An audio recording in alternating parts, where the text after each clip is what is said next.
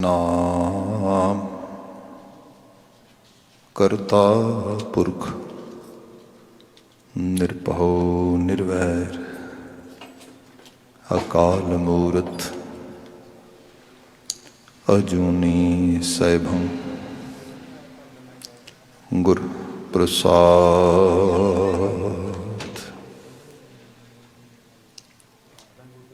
तैंडी बंदिश मैं कोई ना डिठा, तू नानक मन भाणा। कोल कुम्हाई तिस मित्र विचोले, जय मिल कंत पछाणा। कोल कुम्हाई तिस मित्र विचोले, जय मिल कंत पछाणा। सतनाम वाहेगुरु साहिब जियो, सूही महला पंजवा। क्या गुण तेरे सार संभाली, मोह निर्गुण के दातारे। बै खरीद क्या करे चतुराई, ए जियो पिंड सब थारे। क्या गुण तेरे सार संभाली, मोह निर्गुण के दातारे। बै खरीद क्या करे चतुराई, एह जियो पिंड सब थारे। लाल रंगीले प्रीतम मन मोहन, तेरे दर्शन को हम बारे। रहा प्रभ दाता मुह दीन बेखारी, तुम सदा सदा उपकारे। सो किछ नाही जे मैं ते होवै, मेरे ठाकुर अगम अपारे। क्या सेव कमावूं क्या कह रिझावूं, बिद कित पावूं दरसारे। मित नहीं पाईऐ अंत ना लहीऐ, मन तरसै चरनारे। पावों दान ढीठ हुए मांगों, मुख लागै संतरे नारे। जन नानक को गुर कृपा तारी, प्रभ हाथ दे निस्तारे। पावों दान ढीठ हुए मांगों, मुख लागै संतरे नारे। जन नानक को गुर कृपा तारी, प्रभ हाथ दे निस्तारे। वाहिगुरु जी का खालसा, वाहिगुरु जी की फतेह। जुगो जुग अटल शब्द सतगुरु धन धन गुरु ग्रंथ साहिब जी, गुरु पातशाह जी की अजीम अपार बख्शिश असी जीवन का ये समा माण रहे हैं। गुरुद्वारा साहिब दे विचों लगातार बाणी के प्रवाह चल रहे हैं, खास करके मीडिया राहीं, भावें सोशल मीडिया या टैलीविजन राहीं संगतां घरां थावां ते ऑल ओवर द ग्लोब इस चीज़ नूं माण रही ने, सरशार हो रही ने। जो गुरबाणी व्याख्या है इस समय लड़ीवार असी करते हाँ। सूही राग विचार गोचरे है साडे कोल। महला पंजवां गुरु अर्जन पातशाह जी पंचम नानक जी इन्हां बचनां नूं उचरित कर रहे ने। शब्द आपने सरवण कर लिया है। विचार की प्रारंभता मुख सुनेहे तो करते हाँ। गुरुदेव जिक्र कर रहे ने, लाल रंगीले प्रीतम मनमोहन तेरे दर्शन कौ हम बारे रहाओ। लाल रंगीले प्रीतम मनमोहन तेरे दर्शन कौ हम बारे। इहदे च कई चीज़ां ने जिन्हों असी अंडरस्टैंड करन दा यतन करांगे, एफर्ट पावांगे। पहली तो है जिसनों रब कहा गया, खुदा, अल्लाह, मौला, प्रभु, गोबिंद, बीठल, गोपाल, राम, वाहिगुरु किसी रूप दे विच भी। गुरु ग्रंथ साहिब ने ये बड़ा स्पष्ट किया है कि उस रब जी की कोई तस्वीर, कोई शक्ल सूरत, कोई स्पैसीफिक शेप नहीं असी बना सकते, इमैजिन भी नहीं कर सकते। बाणी तो बड़ा क्लीयर आ, असी बचनां दे बचन पढ़ते हाँ। महाराज बयान करते कि एकम एक अंकार निराला अमर अजोनी जात न जाला अगम अगोचर रूप न रेखिया। जड़ो एक रब आ वो अमर आ, मरदा नहीं, उन्होंने कोई जाल नहीं पा सकता, उन्होंने कोई पकड़ नहीं सकता। पर यह भी सच्चाई है कि उसकी रूप रेखा भी कोई नहीं गई। कोई स्पैसीफिकली कोई कहे कि यहो जी रब की शेप आ। जिवें स्टैचू वर्शिपिज्म जिहड़ा हैगा, जिहड़ा खास करके मूर्ति पूजा करनी है, खास किस्म की मूर्ति की कल्पना की, उसकी मूर्ति बना ली, भावें पत्थर की, लकड़ की, कागज की, एनी काइंड ऑफ, उसकी पूजा शुरू कर दी। ये रब की पूजा आ। गुरु नानक साहब ने ये बिल्कुल क्लीयर कर दिता कि साडा जिहड़ा मूर्त आ, साडी जिहड़ी मूर्ति है अकाल मूर्त आ, जिहड़ी काल तो परे है।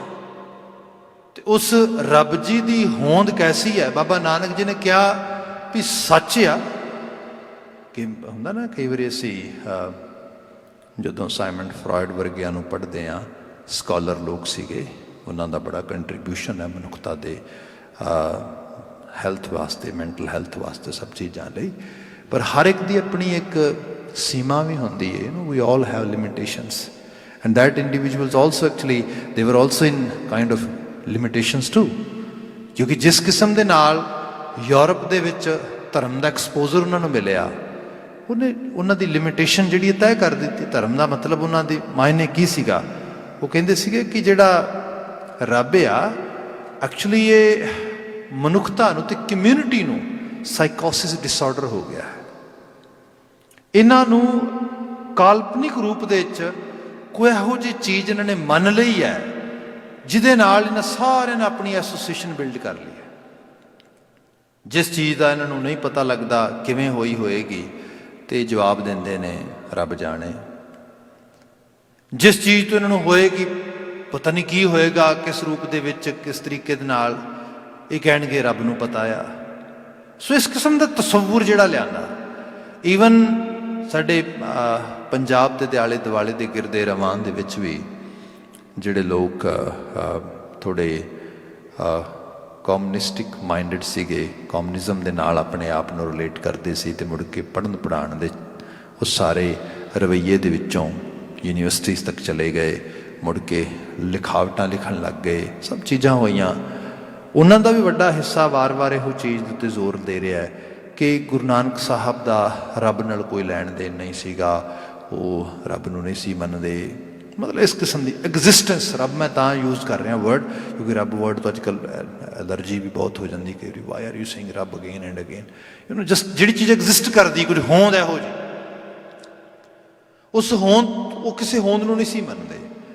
पर जदों असीं गुरु साहब दे अपने स्कूल ऑफ थॉट नूं पढ़दे हाँ, क्योंकि बाणी दा ते बचन है ना भी साकत मरै संत सब जीव है। संत लोग तो कभी मरदे ही नहीं, वो तो बचन रूप हुंदे ने ते गुरु का बचन बसै जी नालै जल नहीं डूबै तस्कर नहीं लेवै भाए ना साकै जालै, ਉਹ ਤਾਂ ਕਿਤੇ ਜਾਂਦਾ ਹੀ ਨਹੀਂ। ਸੋ ਬਚਨ ਜਿਹੜਾ ਉਹਨਾਂ ਦੇ ਬਚਨ ਨੂੰ ਜਿਸ ਉਸ ਤਰੀਕੇ ਨਾਲ ਉਹਨੂੰ ਸਮਝਦੇ ਹੋ, ਉਹਨੂੰ ਤੁਸੀਂ ਅੰਡਰਸਟੈਂਡ ਕਰਦੇ ਹੋ, ਦੈਨ ਡੈਫੀਨੇਟਲੀ ਤੁਸੀਂ ਈਜ਼ੀਲੀ ਇਸ ਚੀਜ਼ ਦੇ ਨਤੀਜੇ ਤੇ ਪਹੁੰਚ ਜਾਂਦੇ ਹੋ ਕਿ ਗੁਰੂ ਨਾਨਕ ਸਾਹਿਬ ਸਾਨੂੰ ਕੀ ਟੀਚ ਕਰਦੇ ਨੇ। And in very beginning of Guru Granth Sahib Maharaj is saying us, ਉਹ ਪਰਿਪੂਰਨ ਜਿਹਦੀ ਹਸਤੀ ਸਤਿਨਾਮ ਆ, ਜਿਹੜੀ ਮੇਰੇ ਤੁਹਾਡੇ ਮੰਨਣ ਕਰਕੇ ਜਾਂ ਨਾ ਮੰਨਣ ਕਰਕੇ ਨਹੀਂ, ਉਹਦੀ ਹੋਂਦ ਅਲਟੀਮੇਟ ਐਗਜ਼ਿਸਟ ਕਰਦੀ, ਅਲਟੀਮੇਟ ਰਿਐਲਿਟੀ ਹੈ। ਕੈਸੀ ਰਿਐਲਿਟੀ ਹੈ ਬਾਬਾ ਜੀ? ਦੁਨੀਆ ਜੰਮਦੀ ਹੈ, ਮਰਦੀ ਹੈ, ਫਿਰ ਭਵਿੱਖ ਦੇ ਵਿੱਚ ਕਦੀ ਜੰਮਦੀ ਹੈ, ਜਾਂ ਕਦੀ ਹੋਈ ਸੀ, ਕੋਈ ਹੋਇਆ ਜਾਂ ਕੋਈ ਹੋਏਗਾ। 3 ਕਾਲਾਂ 'ਚ ਚੱਲਦਾ ਸਾਰਾ ਕੁਝ, ਪਾਸਟ, ਪ੍ਰੈਜ਼ੈਂਟ, ਫਿਊਚਰ। ਇਹ ਬਾਬਾ ਜੀ ਦੇ ਬਚਨ ਨੇ। ਉਸ ਸੱਚ ਦੀ ਵਿਆਖਿਆ 'ਚ ਬਾਬਾ ਜੀ ਨੇ ਕਿਹਾ, ਆਦ ਸੱਚ ਜੁਗਾਦ ਸੱਚ ਹੈ ਵੀ ਸੱਚ, ਨਾਨਕ ਹੋਸੀ ਵੀ ਸੱਚ। ਹੋਸੀ ਵੀ ਸਮਝ ਆਉਂਦਾ ਹੈ ਵੀ ਸਮਝ ਆਉਂਦਾ ਹੈ, ਜੁਗਾਦ ਸਮਝ ਆਉਂਦਾ ਹੈ। ਵਾਟ ਇਜ਼ ਆਦ? ਇਹਦਾ ਮਾਇਨਾ ਇਹ ਹੈ ਜੇ ਕੁਝ ਵੀ ਨਾ ਹੋਏ ਤੇ ਉਹ ਹੈ, ਕਿਉਂਕਿ ਇਹ ਆਦ ਆ, ਇਹੀ ਪ੍ਰਾਰੰਭਤਾ ਹੈ, ਇਹੀ ਖਤਮ ਹੈ, ਇਹਦੇ ਵਿੱਚ ਹੀ ਸਭ ਕੁਝ ਅਮਾਇਆ ਹੋਇਆ ਹੈ। ਇਹ ਸੱਚ ਆ। ਇਸ ਸੱਚ ਤੋਂ ਅਸੀਂ ਤੁਸੀਂ ਕੋਈ ਮੁਨਕਰ ਨਹੀਂ ਹੋ ਸਕਦੇ। ਮੈਂ ਕਈ ਵਾਰੀ ਪੰਚਤੰਤਰ ਦੀ ਕਹਾਣੀ ਦੀ ਇੱਕ ਛੋਟੀ ਜਿਹੀ ਬਾਤ ਕਰਦਾ ਹਾਂ, because what we have in our hands, just some words, some examples, and top of that a very fine belief system, ਜਿਹਦੇ ਵਿੱਚੋਂ ਹੀ ਚੀਜ਼ਾਂ ਜਿਹੜੀਆਂ ਨੇ ਸਾਡੇ ਅੰਦਰ ਉਸਰਦੀਆਂ ਨੇ। ਦੇਖੋ ਆ ਏਡੀ ਵੱਡੀ ਬਿਲਡਿੰਗ ਬਣੀ ਹੈ, ਇਹ ਬਿਲਡਿੰਗ ਧਰਤੀ ਤੇ ਬੜੀ ਬਾਅਦ 'ਚ ਬਣੀ ਹੈ, ਪਹਿਲਾਂ ਦਾ ਬਲੂ ਪ੍ਰਿੰਟ ਬਣਿਆ। You know, we all know actually about the architect side, and especially in these countries where we have to present, whenever we want to make anything, we have to present everything toward the city inspectors, toward the actually city, then afterwards city prove it as a you can say as a, ਜਿਹਨੂੰ ਤੁਸੀਂ ਕਹਿ ਸਕਦੇ ਕਿ ਨਕਸ਼ੇ ਦੇ ਰੂਪ ਦੇ ਵਿੱਚ ਇੱਕ ਪੂਰਾ ਦਾ ਪੂਰਾ ਜਿਹੜਾ ਹੈਗਾ ਉਸ ਆਰਕੀਟੈਕਟ ਨੂੰ ਉਸ ਲੈਵਲ ਤੇ ਉਹਨੂੰ ਪ੍ਰੂਵ ਕੀਤਾ ਜਾਂਦਾ ਹੈਗਾ, ਉਹਦੀ ਮੈਪਿੰਗ ਹੁੰਦੀ ਹੈ, ਸਭ ਚੀਜ਼ਾਂ ਹੁੰਦੀਆਂ ਨੇ। ਪਰ ਜਿਹੜਾ ਬੰਦਾ ਉਹਨੂੰ ਬਲੂ ਪ੍ਰਿੰਟ ਤੇ ਉਤਾਰਦਾ ਵੀ ਹੈ, ਬਲੂ ਪ੍ਰਿੰਟ ਤੇ ਵੀ ਉਤਰਨ ਤੋਂ ਪਹਿਲਾਂ ਉਹਦੇ ਜ਼ਿਹਨ 'ਚ ਉਹ ਚੀਜ਼ ਬਣਦੀ ਹੈ, ਦਿਮਾਗ 'ਚ ਬਣਦੀ ਹੈ, ਸੁਰਤ 'ਚ ਬਣਦੀ ਹੈ। ਜੇ ਸੁਰਤ 'ਚ ਨਹੀਂ ਬਣੇਗੀ ਉਹ ਪੇਪਰ ਤੇ ਨਹੀਂ ਉਕਰੇਗੀ, ਜੇ ਪੇਪਰ ਤੇ ਨਹੀਂ ਉਕਰੇਗੀ ਰਿਐਲਿਟੀ 'ਚ ਨਹੀਂ ਬਣੇਗੀ। ਸੋ ਐਗਜ਼ੈਕਟਲੀ ਕੁਝ ਚੀਜ਼ਾਂ ਤੁਹਾਡੇ ਅੰਦਰ ਉਸਰਦੀਆਂ ਨੇ, ਪਹਿਲਾਂ ਜੀਵਨ ਬਾਰੇ, ਆਪਣੇ ਆਲੇ ਦੁਆਲੇ ਬਾਰੇ। ਇਹਦੇ ਵਿੱਚੋਂ ਫਿਰ ਜਿਹੜੇ ਵਰਡ ਪੈਦਾ ਹੁੰਦੇ ਨੇ ਉਹ ਪੈਦਾ ਹੁੰਦੇ ਨੇ, ਜਿਵੇਂ ਹੋ ਪਿਆ, ਜਿਵੇਂ ਖਾਸ ਕਰਕੇ ਹੋਪ ਤੋਂ ਬਾਅਦ ਜਿਹੜੀ ਚੀਜ਼ ਆਉਂਦੀ ਹੈ ਉਹ ਹੁੰਦੀਆਂ ਨੇ ਵਿਸ਼ੇਜ਼, ਆਉਂਦੀਆਂ ਨੇ ਬੰਦੇ ਦੀਆਂ, ਫਿਰ ਡ੍ਰੀਮਸ ਆਉਂਦੇ ਨੇ ਬੰਦੇ ਦੇ। ਦੈਨ ਟੌਪ ਆਫ ਦੈਟ ਬੰਦਾ ਇੱਕ ਲੈਵਲ ਤੇ ਫਿਰ ਕੌਨਫੀਡੈਂਟ ਹੁੰਦਾ, ਯੈਸ ਮੈਂ ਕਿਤੇ ਪਹੁੰਚਾਂਗਾ, ਕੋਈ ਚੀਜ਼ ਮਿਲੇਗੀ, ਆਹ ਚੀਜ਼, ਫਿਰ ਅਚੀਵਮੈਂਟ ਹੁੰਦੀ ਹੈ। ਇਹ ਸਟੈਪਸ ਨੇ। ਇਹ ਸਾਰੇ ਦੇ ਵਿੱਚ ਇੱਕ ਅਹਿਸਾਸ ਹੋਣਾ, ਜੀਵਨ ਮਿਲਿਆ ਆ, ਕੋਈ ਇਹਦਾ ਪਰਪਸ ਆ। ਜਿਵੇਂ ਆਪਾਂ ਬੀਤੇ ਕੱਲ ਤੋਂ ਪਿਛਲੇ ਰੋਜ਼ ਕਾਫੀ ਬਾਤ ਕੀਤੀ ਇਹਦੇ ਉੱਤੇ, ਮੈਂ ਹੁਣ ਇਹ 'ਚ ਜਿਹੜੀ ਐਮਫਸਾਈਜ਼ ਕਰਨ ਲੱਗਾ ਆ ਉਹ ਹੈ ਕਿ ਉਸ ਰੱਬ ਜੀ, ਉਸ ਅਕਾਲ ਪੁਰਖ ਵਾਹਿਗੁਰੂ ਇੱਕ ਬਲੀਫ ਸਿਸਟਮ ਦੇ ਗੁਰੂ ਨਾਨਕ ਸਾਹਿਬ ਸਾਡੇ ਸਤਿਗੁਰੂ ਨੇ। ਅਤੇ ਸਾਡਾ ਅਹਿਸਾਸ ਇਹ ਹੈ ਕਿ ਗੁਰੂ ਨਾਨਕ ਸਾਹਿਬ ਨੇ ਜੋ ਕਿਹਾ, ਜੋ ਗੁਰੂਆਂ ਨੇ, ਜੋ ਭਗਤਾਂ ਨੇ ਸਾਨੂੰ ਅਹਿਸਾਸਿਆ, ਉਹ 'ਤੇ ਤੁਰਨਾ ਅਤੇ ਤੁਰੇ ਜਾਣਾ ਹੈਗਾ। ਸਾਡਾ ਤੋਂ ਇਹ ਵਿਸ਼ਵਾਸ ਹੈ, ਗੁਰਸਿੱਖ ਮੀਤ ਚਲੋ ਗੁਰ ਚਾਲੀ, ਜੋ ਗੁਰ ਕਹੈ ਸੋਈ ਭਲ ਮਾਨੋ, ਹਰ ਹਰ ਕਥਾ ਨਿਰਾਲੀ। At present, if anyone asks me, okay, so what do you want to achieve by following Gurbani school of thought? I don't know. ਮੈਨੂੰ ਨਹੀਂ ਪਤਾ, ਪਰ ਮੈਨੂੰ ਇੱਕ ਪੱਕਾ ਪਤਾ ਆ, ਜੋ ਮੇਰੇ ਗੁਰੂ ਨੇ ਕਿਹਾ ਮੈਂ ਫੋਲੋ ਕਰੀ ਜਾਵਾਂਗਾ, ਜੋ ਮੇਰੇ ਭਗਤਾਂ ਨੇ ਮੈਨੂੰ ਦੱਸਿਆ ਮੈਂ ਫੋਲੋ ਕਰੀ ਜਾਵਾਂਗਾ, ਡੈਫੀਨੇਟਲੀ ਚੰਗਾ ਹੋਏਗਾ, ਵਧੀਆ ਹੋਏਗਾ। ਉਹ ਅਕਥ ਕਥਾ ਹੈ।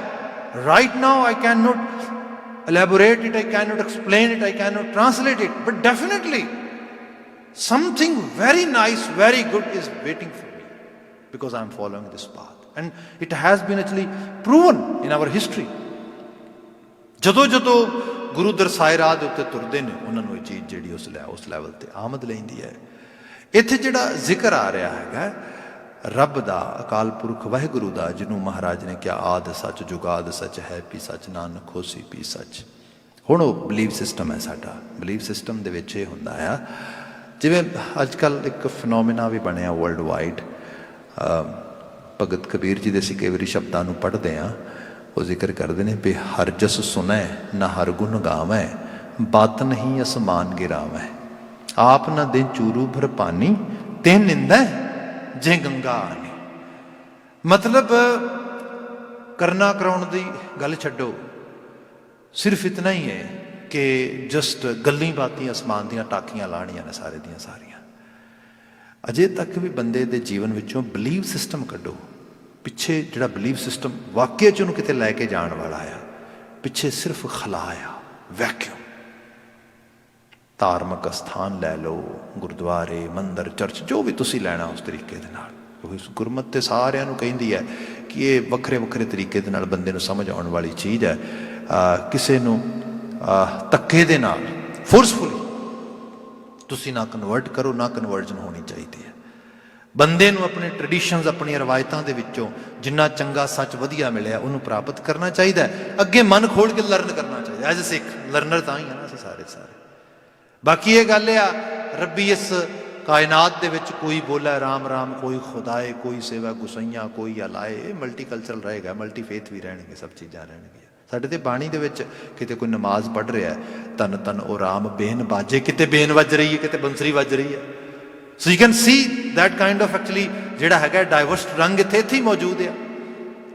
ਖੈਰ ਜਿਹੜੀ ਬੇਨਤੀ ਕਰ ਰਿਹਾ ਮੈਂ ਉਸ ਰੂਪ ਦੇ ਵਿੱਚ, ਉਹਦਾ ਇਹ ਹੈਗਾ ਕਿ ਉਸ ਰੱਬ ਦੀ ਹੋਂਦ, ਰੱਬ ਦਾ ਅਹਿਸਾਸ, ਉਹ ਸਭ ਚੀਜ਼ਾਂ ਬਾਣੀ ਨੇ ਉਸ ਤਰੀਕੇ ਨਾਲ ਲਿਆਂਦੀਆਂ। ਪਰ ਕਈ ਵਾਰ ਇਹ ਵੀ ਹੋਇਆ ਜਦੋਂ ਇਸ ਕਿਸਮ ਦੇ ਤਸੱਵੁਰ ਦੀ ਗੱਲ ਆਈ, ਤੇ ਫਿਰ ਜਿਹੜੇ ਲੀਡਰਸ ਨੇ, leaders mean people who try to educate others about religion, about philosophy, about religious philosophy and especially spirituality, what kind of interest they have, that also actually have some kind of influence, ਕਿਉਂਕਿ ਉਹਦਾ influence ਬੜਾ ਵੱਡਾ ਹੁੰਦਾ। ਉਹਨਾਂ ਦੇ self interest ਕੀ ਨੇ?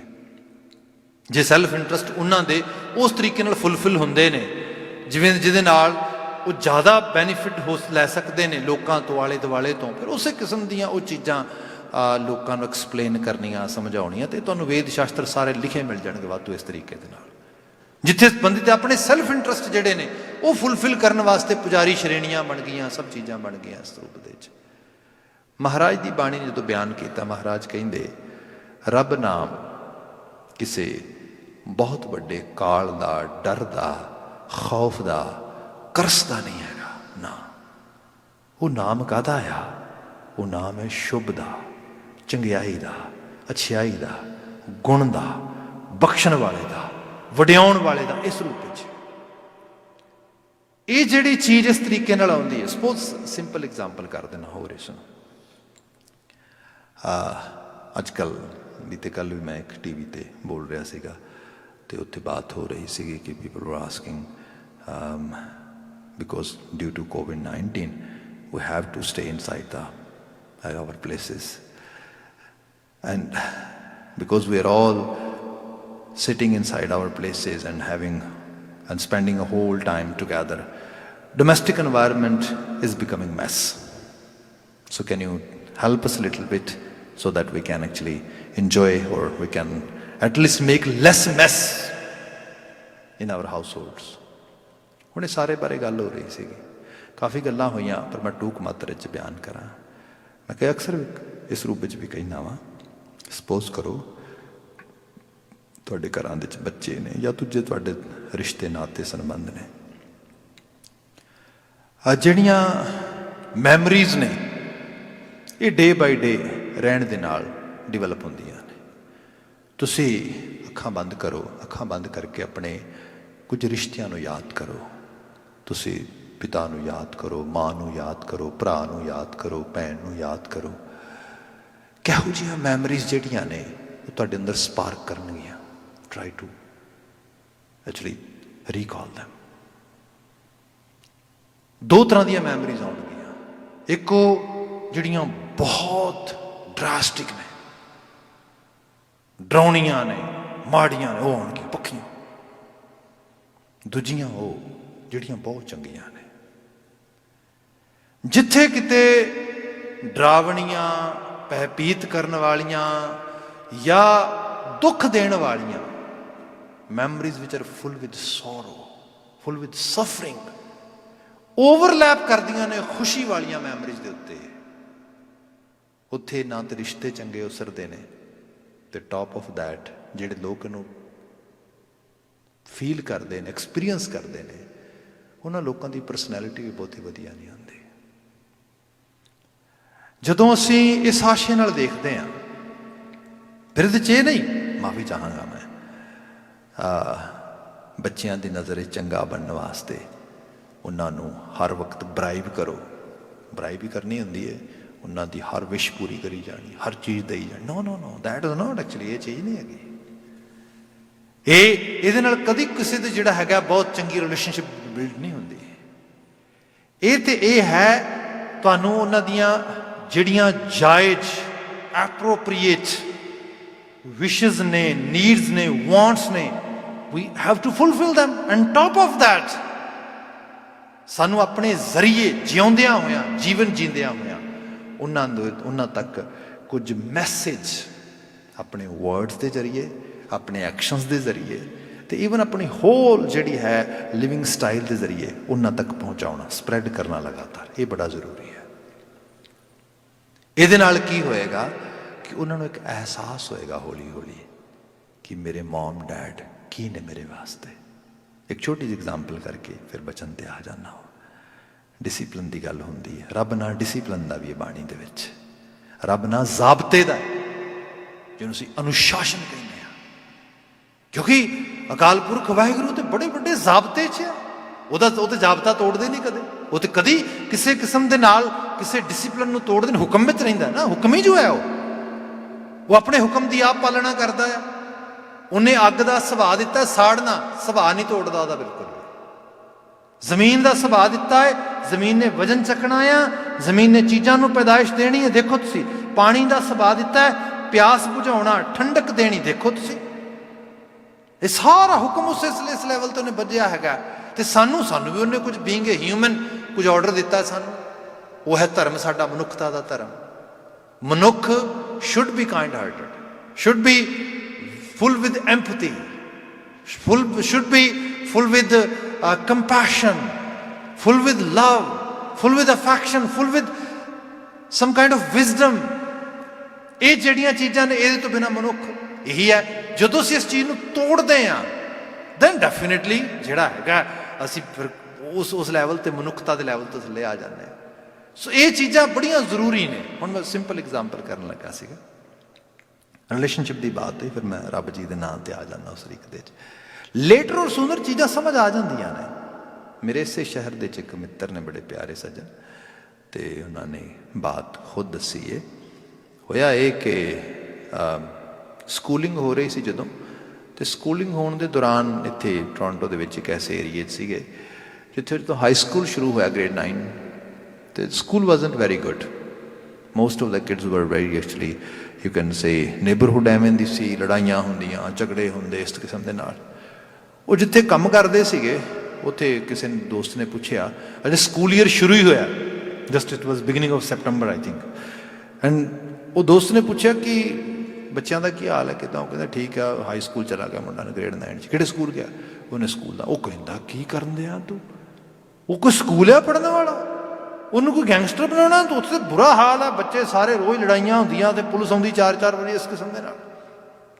ਸੋ ਇਹ ਸਾਰੀ ਬਾਤ ਉਹਨਾਂ ਨੇ ਕਹੀ ਤੇ ਉਹ ਡਰ ਗਿਆ। ਉਹ ਕਹਿੰਦਾ ਨਹੀਂ, ਮੈਂ ਇੱਥੇ ਇੰਨੀਆਂ ਫੈਕਟਰੀਆਂ 'ਚ ਧੱਕੇ ਇਸ ਕਰਕੇ ਥੋੜ੍ਹਾ ਖਾ ਰਿਹਾ ਕਿ ਮੇਰੇ ਨਿਆਣੇ ਜਿਹੜੇ ਨੇ ਗੈਂਗਸਟਰ ਬਣ ਜਾਣ ਸਾਰਾ ਕੁਝ। ਨਾ, ਮੈਂ ਤੇ ਬੱਚਿਆਂ ਨੂੰ ਪੜ੍ਹਾਉਣਾ ਚਾਹੁੰਦਾ, ਮੇਰੀ ਤੇ ਦਿਲੀ ਇੱਛਾ।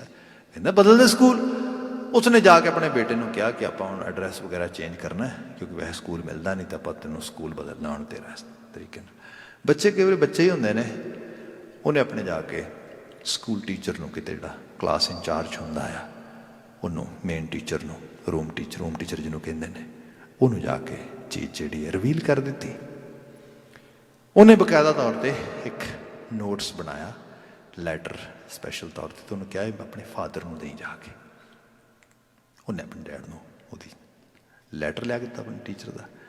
ਉਹ ਕਹਿੰਦਾ before you make any decision, I really want to see you, please spare some time for me, we want a meeting. ਕਹਿੰਦਾ ਸੀ ਹਸਬੈਂਡ ਵਾਈਫ ਦੋਵੇਂ ਜਣੇ ਉਹਦੇ ਮੀਟਿੰਗ ਕਰਨ ਲਈ ਚਲੇ ਗਏ। ਉਹ ਕਹਿੰਦਾ ਵੀ ਤੁਹਾਨੂੰ ਕਿਸੇ ਨੂੰ ਦੱਸਿਆ ਹੋਣਾ ਸਕੂਲ ਬੜਾ ਮਾੜਾ ਇਸ ਤਰੀਕੇ ਨਾਲ। ਕਹਿੰਦੇ ਹਾਂ ਬਿਲਕੁਲ, ਅਸੀਂ ਨਹੀਂ ਚਾਹੁੰਦੇ। ਉਹ ਕਹਿੰਦਾ ਗੱਲ ਸੁਣੋ, ਸਾਨੂੰ ਪਤਾ ਨੇਬਰਹੁੱਡ ਐਵੇਂ ਦੀ ਹੈ, ਬੱਚਿਆਂ ਨੂੰ ਸਪੋਰਟ ਨਹੀਂ ਮਿਲਦੀ, ਸਾਰਾ ਕੁਝ, ਬਟ ਤੁਹਾਨੂੰ ਸੱਚ ਦੱਸਾਂ, ਇਹ ਤੁਹਾਡਾ ਬੱਚਾ ਅਤੇ ਕੋਈ 4-5 ਬੱਚੇ ਹੋਰ ਨੇ ਸਾਡੀ ਕਲਾਸ ਵਿੱਚ, ਇਹੀ ਅਸਲ ਵਿੱਚ ਸਾਡੇ ਕੋਲ ਸਾਰਾ ਪੜ੍ਹਾਉਣ ਵਾਸਤੇ ਬੱਚੇ ਨੇ, ਮੇਨ ਬੱਚੇ ਜਿਹੜੇ, ਬਾਕੀ ਸਾਨੂੰ ਪਤਾ ਸਾਰਾ ਐਵੇਂ ਦਾ ਹੀ ਸਮਾਨ ਹੈ ਇੱਥੇ। ਅਤੇ ਤੁਸੀਂ ਮੇਰੇ 'ਤੇ ਬਿਲੀਵ ਕਰੋ, ਅਸੀਂ ਇਸ ਬੱਚੇ ਨੂੰ ਚਮਕਾ ਦਿਆਂਗੇ, ਲਿਸ਼ਕਾ ਦਿਆਂਗੇ। ਬਿਲੀਵ ਕਰੋ ਮੇਰੇ 'ਤੇ, ਬਸ ਜੋ ਬਣਾਉਣਾ ਚਾਹੁੰਦੇ ਹੋ ਬਣਾ ਦਿਆਂਗੇ। ਕੀ ਬਣਦਾ ਹੈ ਵੇਖਣਾ ਚਾਹੁੰਦੇ ਹੋ? ਉਹ ਕਹਿੰਦੇ ਚਾਹੁੰਦੇ ਹੋ ਕਿ ਡਾਕਟਰ ਬਣੇ? ਕਹਿੰਦੇ ਡਾਕਟਰ ਹੀ ਬਣ ਜਾਏਗਾ, ਗੱਲ ਹੀ ਕੁਛ ਨਹੀਂ। ਖੈਰ ਉਹਦੇ 'ਤੇ ਬਿਲੀਵ ਕੀਤਾ, ਬੱਚੇ ਨੇ ਗ੍ਰੇਡ 12 ਉੱਥੋਂ ਫਿਨਿਸ਼ ਕੀਤਾ। Meanwhile, their parents actually, they have little bit issues with the kids, with actually father-son, or you can say parent-son relationship ਇੰਨੀ ਬੈਟਰ ਨਾ ਹੋਈ, ਕਿਉਂਕਿ ਉਹ ਡਿਸਿਪਲਿਨ ਕਰਦੇ ਸੀ, ਥੋੜ੍ਹਾ ਸਕੂਲ ਦਾ ਵਰਕ ਦੇਖਦੇ ਸੀ, ਫੋਰਸ ਕਰਦੇ ਸੀ ਸਾਰਾ।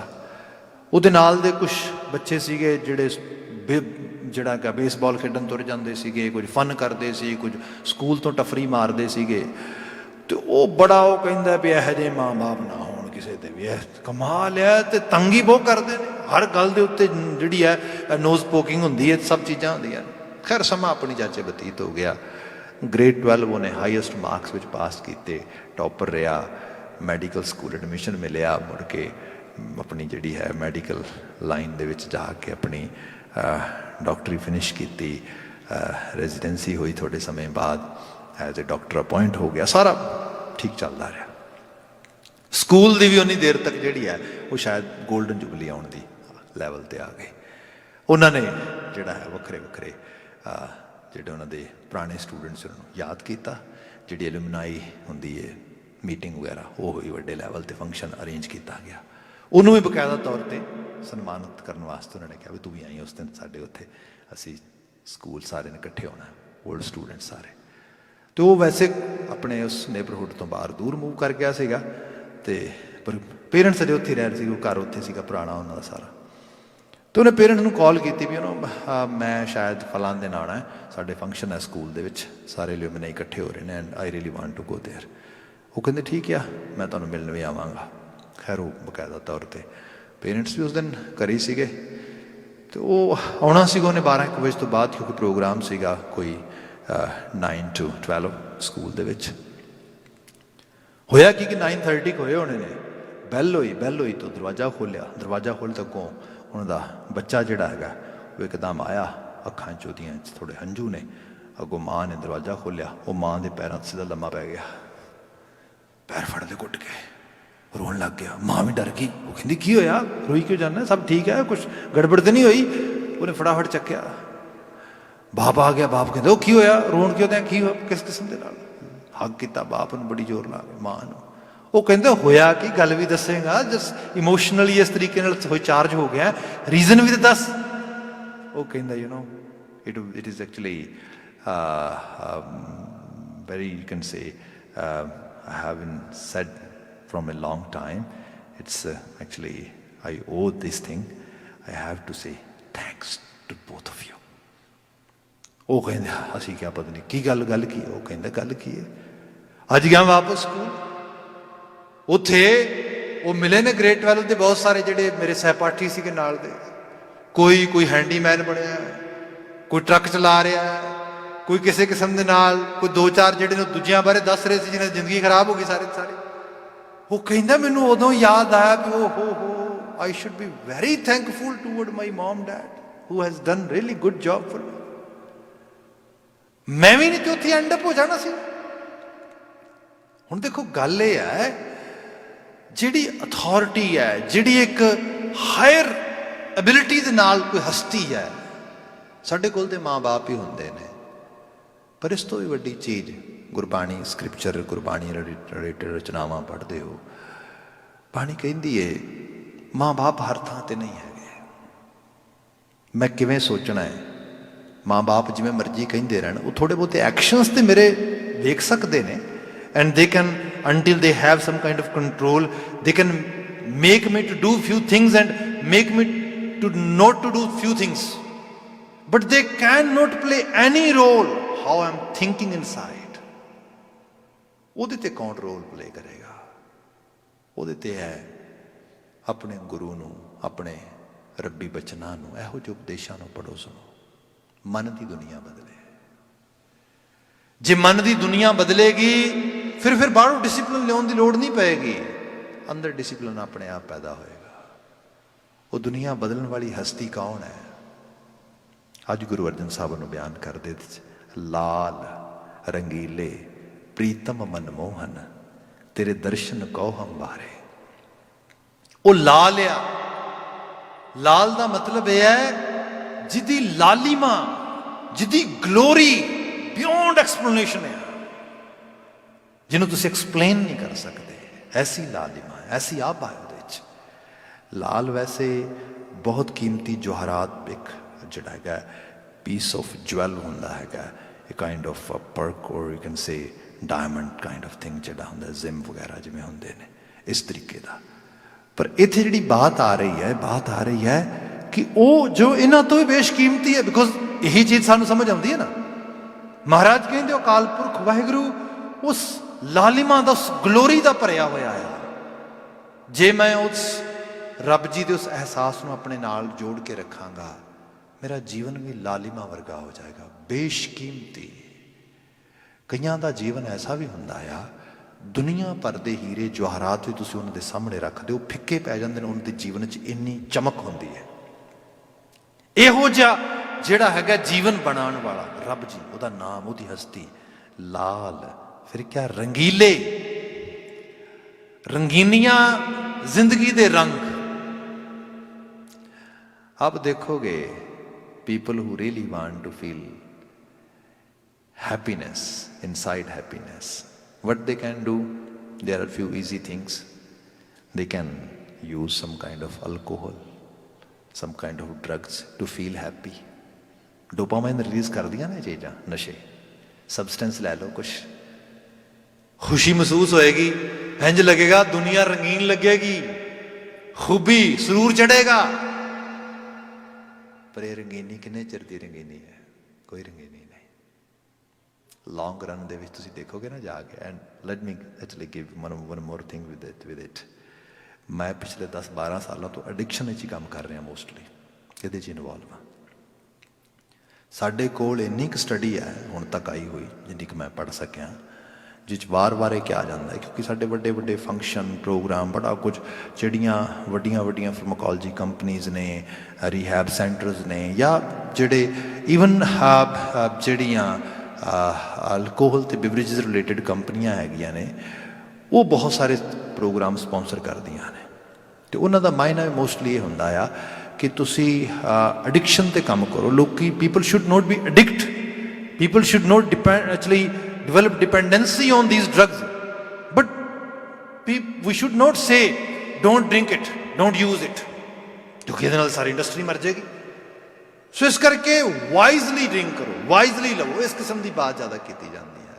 ਅਤੇ ਕਈ ਵਾਰ ਲੋਕ ਕਹਿ ਵੀ ਦਿੰਦੇ ਨੇ, ਮੈਂ ਤਾਂ ਕਈ ਵਾਰ ਦੇਖਦਾ ਸਾਡੇ ਕੁਝ ਪਰਿਵਾਰ ਵੀ ਇਹੋ ਜਿਹੇ ਹੈਗੇ ਨੇ, ਤਾਂ ਕਈ ਵਾਰੀ ਗੱਲ ਹੋਏਗੀ ਅਤੇ ਉਹ ਕਹਿਣਗੇ ਕਿ ਨਹੀਂ ਉਹ ਭਾਈ ਸਾਹਿਬ ਤੁਹਾਨੂੰ ਨਹੀਂ ਪਤਾ, ਚਲੋ ਠੀਕ ਹੈ ਤੁਹਾਡੀ ਗੱਲ ਵੀ, ਪਰ ਨਾ ਇਹ ਵੀ ਪੀਣੀ ਕਿਸੇ ਨੂੰ ਆਉਂਦੀ, ਹਰ ਬੰਦਾ ਨਹੀਂ ਪੀ ਸਕਦਾ, ਸਾਨੂੰ ਪੀਣ ਦੀ ਜਾਚ ਆ। People try to say we know how to manage, how to actually take it. ਮੈਂ ਕਿਹਾ ਠੀਕ ਹੈ, ਬਿਲਕੁਲ ਚੰਗੀ ਗੱਲ ਹੈ, ਬਹੁਤ ਵਧੀਆ ਗੱਲ ਹੈ, ਪਰ ਤੁਹਾਨੂੰ ਪਤਾ ਆ, ਤੁਹਾਨੂੰ ਤਾਂ ਜਾਚ ਆ, ਪਰ ਇਹ ਜਾਚ ਖਰਾਬ ਕਿੱਥੇ ਹੋਣੀ ਹੈ? ਮਨੁੱਖੀ ਮਨ ਦੀ ਦੁਨੀਆ ਦਾ ਕੋਈ ਪਤਾ ਨਹੀਂ ਤੁਹਾਨੂੰ। Let me give you one example to what addiction ਹੁੰਦਾ ਕੀ ਹੈ, ਇਹ ਅਲਾਮਤ ਕੀ ਹੈ। ਉਹ 'ਚ ਇਹ ਹੈ ਕਿ ਸਪੋਜ਼ ਕਰੋ ਇੱਕ ਬੰਦਾ ਕਿਸੇ ਜੌਬ 'ਤੇ ਜਾਂਦਾ ਆ, ਅਤੇ ਜੌਬ ਬੜੀ ਸਟਰੈਸਫੁਲ ਹੈ, ਉਹ ਸਾਰਾ ਦਿਨ ਕੰਮ ਕਰਦਾ, ਫਿਰ ਵੀ ਉਹਦੇ ਅੰਦਰ ਜਿਹੜੀਆਂ ਨੇ ਉਹ ਜਿਹੜੀ ਕੰਮ ਦੀ ਸਟਰੈਸ ਹੈ ਉਹਨੂੰ ਤੰਗ ਕਰਦੀ ਹੈ। ਜਦੋਂ ਕੰਮ ਤੰਗ ਕਰਦੀ ਹੈ ਤਾਂ ਉਹ ਘਰ ਆਉਂਦਾ ਆ, ਬੜੀ ਰੈਸਟਲੈਸ ਸਿਚੁਏਸ਼ਨ ਹੁੰਦੀ ਹੈ, ਸੋ ਨਹੀਂ ਪਾਉਂਦਾ, ਸਾਰੀ ਰਾਤ ਸਕੀਮਾਂ ਬਣਾਉਂਦਾ ਰਹਿੰਦਾ, ਸਵੇਰੇ ਕੰਮ ਕਿਵੇਂ ਕਰਨਾ ਹੈ, ਇਸ ਤਰੀਕੇ ਨਾਲ ਐਵੇਂ ਕਰਕੇ 2-4-10 ਦਿਨ ਐਵੇਂ ਲੰਘਦੇ ਨੇ। ਕੋਈ ਉਹਦਾ ਕੁਲੀਗ ਵੇਖਦਾ, ਕਹਿੰਦਾ ਬੜਾ ਪਰੇਸ਼ਾਨ ਰਹਿੰਦਾ ਹੈ, ਬੜਾ ਇਸ ਤਰੀਕੇ ਨਾਲ, ਉਹਨੂੰ ਪੁੱਛਦਾ ਕੀ, ਕਹਿੰਦਾ ਪੁੱਛੋ ਕੁਛ ਨਾ, ਮੈਨੂੰ ਤਾਂ ਨੀਂਦ ਵੀ ਨਹੀਂ ਆਉਂਦੀ। ਮੈਂ ਤਾਂ ਉਹ ਕਹਿੰਦਾ ਗੱਲ ਹੀ ਕੁਛ ਨਹੀਂ, ਨੀਂਦ ਦਾ ਇਲਾਜ ਅਸੀਂ ਕਰਦੇ। ਕਿਹੜੀ ਗੱਲ ਆ? ਉਹ ਕਿਵੇਂ? ਉਹ ਜਦੋਂ ਅੱਜ ਕੰਮ ਤੋਂ ਨਿਕਲਣ ਲੱਗਾ ਲਿਕਰ ਸਟੋਰ ਤੇ ਇੱਕ ਵੱਡੀ ਬੋਤਲ ਵਾਈਨ ਦੀ ਬਾਏ ਕਰਤੀ, ਲੈ ਫੜ ਆ ਚੱਕ, ਇਹ ਟ੍ਰੀਟਮੈਂਟ ਆ। ਅੱਛਾ ਹਾਂ, ਸ਼ਾਮ ਨੂੰ ਜਾਈ, ਖਾਣੇ ਤੋਂ ਪਹਿਲਾਂ ਜਿਹੜਾ ਹੈਗਾ ਇਹਦੇ ਚੋਂ ਇੰਨੇ ਔਂਸ ਕੱਢ ਕੇ ਤੇ ਲੈ ਲਈ। ਉਹਨੇ ਜਾ ਕੇ ਇੰਨੇ ਔਂਸ ਲਏ, ਖਾਣਾ ਖਾਧਾ, ਬੜੀ ਵਧੀਆ ਨੀਂਦ ਆਈ, ਕਮਾਲ ਹੋ ਗਈ। ਤੇ ਕਹਿੰਦਾ ਅੱਧੀ ਹੋ ਗਈ, ਇਹ ਤੇ ਚੀਜ਼, ਇਹ ਤੇ ਬੜੇ ਕਮਾਲ ਦੀ ਚੀਜ਼ ਆ। ਠੀਕ ਹੈ ਜੀ, ਅੱਜ ਕੋਈ ਕੰਮ ਦਾ ਫਿਕਰ ਨਹੀਂ ਗਾ, ਕੋਈ ਨੀਂਦ ਆਈ ਬੜੀ ਦਾ, ਸਵੇਰੇ ਉੱਠਿਆ ਫਿਰ ਭੱਜਿਆ ਕੰਮ ਤੇ, ਫਿਕਰ ਤੇ ਫਿਰ ਸਵੇਰ ਤੋਂ ਸ਼ੁਰੂ ਹੋ ਗਿਆ ਉਸ ਤਰੀਕੇ ਨਾਲ, ਸਾਰਾ ਦਿਨ ਬੜਾ ਤੰਗ ਹੋਇਆ ਤੇ ਸ਼ਾਮ ਨੂੰ ਆਇਆ ਤਾਂ ਸੋਚਿਆ ਚਲੋ ਸਕੂਨ ਮਿਲੇਗਾ, ਥੋੜਾ ਹੋਰ ਲਿਆ, ਖਾਣਾ ਖਾਧਾ, ਸੌ ਗਿਆ। ਇਸ ਤਰੀਕੇ ਨਾਲ ਕੋਈ 4-5 ਦਿਨ ਲੰਘ ਗਏ। ਅੱਜ 6ਵੇਂ ਦਿਨ ਆਇਆ। ਜਦੋਂ 6ਵੇਂ ਦਿਨ ਆਇਆ ਤੇ 6ਵੇਂ ਦਿਨ ਆ ਕੇ ਜਦੋਂ ਆ ਕੇ ਦੇਖਿਆ ਤੇ ਉਹ ਧਿਆਨ ਰਿਹਾ ਨਹੀਂ, ਐਕਚੁਅਲੀ ਉਹ ਖਾਲੀ ਹੋ ਗਈ, ਹੈ ਨਹੀਂ ਉਹਦੇ 'ਚ। ਅੱਜ ਹੁਣ ਕੀ ਹੈ, ਅੱਜ ਸਾਰੀ ਰਾਤ ਨੀਂਦ ਨਹੀਂ ਆਈ। ਕਾਹਦੇ ਕਰਕੇ? ਕਿਉਂਕਿ ਕੰਮ ਤੇ ਮੁਸ਼ਕਲ ਹੈ ਸਵੇਰੇ, ਨਾ ਸਾਰੀ ਰਾਤ ਨੀਂਦ ਇਸ ਕਰਕੇ ਨਹੀਂ ਆਈ, ਓਹੋ ਅੱਜ ਤੇ ਉਹ ਦਵਾਈ ਨਹੀਂ ਪੀਤੀ, ਅੱਜ ਤੇ ਦਵਾਈ ਨਹੀਂ ਪੀਤੀ। ਇਹ ਹੈ ਡਿਪੈਂਡੈਂਸੀ। ਹਕੀਕਤ ਇਹ ਹੈ, ਬੰਦਾ ਜਿਸ ਚੀਜ਼ 'ਚੋਂ ਇਲਾਜ ਲੱਭ ਰਿਹਾ ਅਲਟੀਮੇਟਲੀ ਉਹੀ ਬਿਮਾਰੀ ਬਣ ਜਾਂਦੀ ਹੈ। ਇਹ ਕੋਈ ਜ਼ਿੰਦਗੀ ਰੰਗੀਨ ਕਰਨ ਵਾਲੀ ਗੱਲ ਥੋੜਾ ਆ। And top of that, these kind of substance we cannot take them actually whole our lives at all, no। ਲਗਾਤਾਰ ਲਓਗੇ, ਥੋੜਾ ਜ਼ਿਆਦਾ ਲਓਗੇ, ਬਾਡੀ ਜਵਾਬ ਦੇ ਦੇਗੀ। ਇਹਦੇ 'ਚ ਜਿਹੜੇ ਉਹਦੇ ਟੌਕਸਿਕਸ ਨੇ, ਇਕੱਲੇ ਅਲਕੋਹਲ ਦੀ ਗੱਲ ਹੀ ਕਰਾਂ ਮੈਂ, ਹੋਰ ਕਿਸੇ ਇਲਿਸਿਟ ਡਰੱਗਸ ਦੀ ਗੱਲ ਨਹੀਂ ਕਰਦਾ। 1000 ਤੋਂ ਵੱਧ ਐਥਨਲ ਕੈਮੀਕਲ ਜਿਹੜਾ ਹੈਗਾ, ਉਹ ਟੌਕਸਿਕਸ ਜਿਹੜੀਆਂ ਪ੍ਰੋਪਰਟੀਜ਼ ਨੇ, ਉਹ ਹਰ ਵਕਤ ਕੈਰੀ ਕਰਦਾ ਹੈ, ਜਿਹੜੇ ਪੈਰ ਦੇ ਨਹੁੰ ਤੋਂ ਲੈ ਕੇ ਸਿਰ ਦੀ ਚੋਟੀ ਤੱਕ ਤੁਹਾਨੂੰ ਨੁਕਸਾਨ ਪਹੁੰਚਾਉਂਦੇ ਨੇ। How much you can take inside. ਇੱਕ ਦਿਨ ਬਾਡੀ ਦਾ ਟੋਲਰੈਂਸ ਲੈਵਲ ਜਿਹੜਾ ਹੈਗਾ ਉਹ ਪੀਕ ਤੇ ਪਹੁੰਚ ਜਾਂਦਾ ਹੈ, ਡੀਟੌਕਸੀਫਿਕੇਸ਼ਨ ਹੁੰਦੀ, ਉੱਥੋਂ ਦਿੱਕਤਾਂ ਸ਼ੁਰੂ ਹੁੰਦੀਆਂ, ਪ੍ਰੋਬਲਮ ਸ਼ੁਰੂ ਹੁੰਦੀਆਂ। ਇਹ ਕਾਦੀ ਰੰਗੀਨੀ ਹੈ ਭਾਈ? ਰੰਗੀਨੀ ਤੇ ਇਹ ਹੈ ਬੰਦੇ ਨੂੰ ਜੀਵਨ ਜਿੰਦਿਆਂ ਹੋਇਆਂ ਇਹੋ ਜਿਹਾ ਅਹਿਸਾਸ ਹੋਵੇ, ਜ਼ਿੰਦਗੀ ਖੁਸ਼ਨੁਮਾ ਹੋ ਜਾਏ। ਗੁਰੂ ਸਾਹਿਬ ਨੇ ਕਿਹਾ, ਹੇ ਅਕਾਲ ਪੁਰਖ ਵਾਹਿਗੁਰੂ, ਮੈਨੂੰ ਤੇਰਾ ਅਹਿਸਾਸ ਆਵੇ, ਲਾਲ ਰੰਗੀਲੇ ਪ੍ਰੀਤਮ ਐਸਾ ਮਾਹੀ, ਜਿਹੜਾ ਪ੍ਰੀਤ ਦਾ ਤਸੱਵੁਰ ਆ, ਪਿਆਰ ਦਾ ਤਸੱਵੁਰ ਆ। ਇਹਨਾਂ ਸਮਾਂ ਨਹੀਂ ਗਾ, ਅਦਰਵਾਈਜ਼ ਆਈ ਮਾਈਟ ਐਕਸਪਲੇਨ। ਜਿਹੜਾ ਹੈਗਾ ਆ ਕਿ ਜਿਹਦੇ 'ਚ ਲੋਕ ਕਈ ਵਾਰੀ ਕਹਿੰਦੇ ਨੇ ਕਿ ਪਿਆਰ ਦੀ ਲੋੜ ਤੇ ਬੜੀ ਏ, ਹਰ ਵਕਤ ਹਰ ਰਿਸ਼ਤਾ, ਹਰ ਨਾਤਾ ਪਿਆਰ ਨਾਲ ਚੱਲਦਾ ਹੈ, ਤੇ ਪਿਆਰ ਹੀ ਵੰਡਣਾ ਚਾਹੀਦਾ ਬੰਦੇ ਨੂੰ। ਪਰ ਇਹ ਆਉਂਦਾ ਕਿੱਥੋਂ ਆ? ਸਾਰਿਆਂ ਨੂੰ ਦੇਣਾ ਅਸੀਂ, ਪਰ ਸਾਨੂੰ ਕਿੱਥੋਂ ਮਿਲੇਗਾ ਵੰਡਣ ਵਾਸਤੇ? ਉਸ ਪ੍ਰੀਤਮ ਤੋਂ, ਜਿਹੜਾ ਅਸਲ ਪਿਆਰ ਦਾ ਸੋਰਸ ਹੈ, ਰੱਬ ਜੀ। ਮਹਾਰਾਜ ਕਹਿੰਦੇ, ਲਾਲ ਰੰਗੀਲੇ ਪ੍ਰੀਤਮ ਮਨ ਮੋਹਨ, ਮਨ ਨੂੰ ਮੋਹ ਲੈਣ ਵਾਲਾ, ਜਿਹਦੀ ਹਸਤੀ ਦਾ ਜ਼ਿਕਰ ਹੀ ਮਨ ਦੀ ਦੁਨੀਆ ਨੂੰ ਇੱਕ ਨੈਕਸਟ ਲੈਵਲ ਤੇ ਲੈ ਜਾਂਦਾ ਹੈਗਾ ਆ। ਕਿਆ ਉਹ ਅਕਾਲ ਪੁਰਖ ਜੀ, ਮੈਂ ਤੇਰੀ ਬਾਤ ਕਰ ਰਿਹਾ ਹਾਂ, ਤੇਰੇ ਦਰਸ਼ਨ ਕੋ ਹਮ ਬਾਰੇ, ਮੈਨੂੰ ਦਰਸ਼ਨ ਕਿਉਂ ਨਹੀਂ ਦਿੰਦਾ ਤੂੰ? ਫਿਰ ਤੇ ਕਿਸੇ ਸ਼ਕਲ ਸੂਰਤ ਦੀ ਗੱਲ ਨਹੀਂ ਹੈ। ਇਹਨਾਂ ਗੁਣਾਂ ਦਾ ਜੀਵਨ ਵਿੱਚ ਆ ਜਾਣਾ, ਇਹ ਰੱਬ ਦੇ ਦਰਸ਼ਨ ਨੇ ਅਕੋਰਡਿੰਗ ਟੂ ਬਾਣੀ। ਤੁਸੀਂ ਆਪਣੇ ਜੀਵਨ ਵਿੱਚੋਂ ਜਦੋਂ ਇਹ ਅਹਿਸਾਸ ਨੂੰ ਵੇਖੋਗੇ, ਲੱਗੇਗਾ ਸਦਾ ਅੰਗ ਸੰਗੇ ਅਪੰਗੰਗ ਵਿਭੂਤੇ। ਹਰ ਵਕਤ ਅੰਗ ਸੰਗ ਆ, ਅਪੰਗ ਮੇਰੇ ਤੋਂ ਜੁਦਾ ਹੋਏਗਾ ਤਾਂ ਮੈਂ ਕਹਾਂਗਾ ਨਾ ਮੇਰੇ ਤੋਂ ਵੱਖਰਾ ਹੋ ਗਿਆ। ਉਹ ਤੇ ਹੈ ਹੀ ਨਾਲ ਮੇਰੇ। ਹਾਲਾਂਕਿ ਉਹਦੀ ਸ਼ੁਰੂਆਤ ਇੱਥੋਂ ਹੋਈ ਸੀ, ਚੱਕਰ ਚਿਹਨ ਅਰ ਬਰਨ ਜ਼ਾਤ ਅਰ ਬਾਤ ਨਹਿਨ ਜੇ, ਨਾ ਸ਼ਕਲ ਹੈ, ਨਾ ਸੂਰਤ ਹੈ, ਨਾ ਚਿਹਨ ਹੈ, ਕੁਝ ਵੀ ਨਹੀਂ, ਪਰ ਇੱਥੇ ਅਖੀਰ ਖਤਮ ਇੱਥੋਂ ਹੋਇਆ, ਸਦਾ ਅੰਗ ਸੰਗੇ। ਅੰਗ ਸੰਗ ਤੇ ਹੈ, ਕਿੱਥੇ ਦੂਰ ਜਾਵਾਂਗਾ? ਤੇਰੇ ਦਰਸ਼ਨ ਕਹੋ ਬਾਰੇ, ਮੈਂ ਹੋ ਜੇ ਤੇਰੇ ਦੀਦਾਰ ਤੋਂ ਵਾਰਨੇ ਜਾਣਾ, ਕੁਰਬਾਨ ਜਾਣਾ, ਮੇਰੇ ਤੇ ਤਰਸ ਕਰ। ਇਹ ਰਹਾਉ ਦਾ ਪਦਾ ਆ। ਰਹਿੰਦੇ ਸ਼ਬਦ ਦੀ ਜਿਹੜੀ ਸੀ ਡਿਸਕਸ਼ਨ ਕੀਤੀ ਹੈ, ਉਹਦੀ ਫਰਦਰ ਐਕਸਪਲੇਨੇਸ਼ਨ, ਉਹਦਾ ਨੈਕਸਟ ਐਪੀਸੋਡ ਕਹਿ ਲਓ, ਉਹਦੇ 'ਚ ਆ, ਜਿਹਦੀ ਬਾਤ ਆਉਂਦੇ ਕੱਲ ਕਰਨ ਦਾ ਯਤਨ ਹੋਏਗਾ। ਅੱਜ ਵਾਸਤੇ ਤੇ ਸਮਾਪਤੀ ਕਰਦੇ ਹੈਗੇ ਆ। ਮੈਂ ਨਾਲ ਹੀ ਬੇਨਤੀ ਕਰਾਂਗਾ, ਕੋਵਿਡ-19 ਦੇ ਇਸ ਐਨਵਾਇਰਮੈਂਟ 'ਚ ਹੈਗੇ ਆ, day by day things are getting better worldwide, ਇਹਦੇ 'ਚ ਕੋਈ ਸ਼ੱਕ ਨਹੀਂ ਗਾ। ਅਤੇ ਇਹ ਮਾਲਕ ਦਾ ਤਰਸ ਆ ਕਿ ਦਿਨ ਪ੍ਰਤੀ ਦਿਨ ਅਸੀਂ ਸੁਧਾਰ ਵਾਲੇ ਪਾਸੇ ਵੱਧ ਰਹੇ ਹਾਂ। ਆਪ ਸਮੂਹ ਜੋ ਇੰਸਟਰਕਸ਼ਨਸ ਦਿੱਤੀਆਂ ਗਈਆਂ ਨੇ, ਉਹਨਾਂ ਰਿਸਟਰਕਸ਼ਨਸ ਨੂੰ ਅਤੇ ਇੰਸਟਰਕਸ਼ਨਸ ਨੂੰ ਪੂਰੀ ਤਰ੍ਹਾਂ ਫੁੱਲ ਜਿਹੜਾ ਹੈਗਾ ਫੋਲੋ ਕੀਤਾ ਜਾਏ, ਖਿਆਲ ਰੱਖਿਆ ਜਾਏ ਆਪਣਾ ਅਤੇ ਆਪਣੇ ਆਲੇ ਦੁਆਲੇ ਦਾ। ਘਰ ਦੇ ਸਮਾਂ ਬਤੀਤ ਕਰੋ, ਜਿੰਨਾ ਹੋ ਸਕੇ ਚੰਗੇ ਤਰੀਕੇ ਨਾਲ ਬਤੀਤ ਕਰੋ। ਬਾਣੀ ਪੜ੍ਹੋ, ਜਿਵੇਂ ਗੁਰਦੁਆਰੇ ਦਾ ਪ੍ਰੋਗਰਾਮ ਆਉਂਦਾ, ਹੋਰ ਚੀਜ਼ਾਂ ਨਾਲ ਇਸ ਤਰੀਕੇ ਨਾਲ ਜੁੜੋ। ਅਤੇ ਬਲਕਿ ਗੁਰਦੁਆਰਾ ਸਾਹਿਬ ਸਹਿਜ ਪਾਠ ਲਗਾਤਾਰ ਚੱਲ ਰਹੇ ਨੇ, ਉਹਨਾਂ ਨੂੰ ਸਰਵਨ ਕਰੋ। ਅਤੇ ਜੇ ਤੁਹਾਡੇ ਕੁਝ ਹੋਰ ਜ਼ਿਆਦਾ ਦਿਲ ਦੇ ਵਿੱਚ ਇੱਛਾ ਹੈ ਤਾਂ ਬਿਨਾਂ ਸ਼ੱਕ ਉਸ ਸਹਿਜ ਪਾਠ ਦੀ ਸੇਵਾ ਤੁਸੀਂ ਲੈ ਸਕਦੇ ਹੋ। ਸਟਾਫ ਜਿਹੜਾ ਲੰਗਰ ਤੋਂ ਲੈ ਕੇ ਸਾਰੀ ਸੇਵਾ ਕਰ ਰਿਹਾ ਇਸ ਤਰੀਕੇ ਨਾਲ ਲਗਾਤਾਰਤਾ ਦੇ ਨਾਲ। ਹਾਲਾਂਕਿ ਅਸੀਂ ਜਿਹੜਾ ਰੈਗੂਲਰ ਦੀਵਾਨ ਉਸ ਤਰੀਕੇ ਨਾਲ ਨਹੀਂ ਲਗਾ ਰਹੇ, ਪਰ ਜਿਹੜੀਆਂ ਸੇਵਾਵਾਂ ਨੇ ਉਹ ਐਜ਼ ਇਟ ਇਜ਼ ਕੰਟੀਨਿਊ ਰੱਖੀਆਂ ਹੋਈਆਂ ਨੇ ਗੁਰਦੁਆਰਾ ਸਾਹਿਬ ਦੇ ਅੰਦਰ। ਸੋ ਆਪ ਉਸ ਸੇਵਾ ਨੂੰ ਵੀ ਮਾਣ ਸਕਦੇ ਹੈਗੇ ਹੋ। ਬਾਕੀ ਫਿਰ ਦੁਬਾਰਾ ਮਾਲਕ ਦੇ ਚਰਨਾਂ ਤੇ ਅਰਦਾਸ ਹੈ, ਮਾਲਕਾ ਤਰਸ ਕਰੀਂ। ਸਮੁੱਚੀ ਮਾਨਵਤਾ, ਸਮੁੱਚੀ ਇਨਸਾਨੀਅਤ ਤੇਰੇ ਨਿਰਮਲ ਪੈ ਭਾਵ ਵਿੱਚ ਰਹੇ, ਸਭ ਨੂੰ ਤੂੰ ਸ਼ਫਾ ਬਖਸ਼ੀ, ਇਹੀ ਦਿਲੀ ਅਰਦਾਸ ਹੈ। ਅਗਲਾ ਪ੍ਰੋਗਰਾਮ ਢਾਡੀ ਵੀਰ ਸਰਵਨ ਕਰਾਉਣਗੇ। ਮੈਂ ਇਜਾਜ਼ਤ ਚਾਹਾਂਗਾ, ਕਹਿ ਦੇਣਾ ਜੀ ਵਾਹਿਗੁਰੂ ਜੀ ਕਾ ਖਾਲਸਾ, ਵਾਹਿਗੁਰੂ ਜੀ ਕੀ ਫਤਿਹ।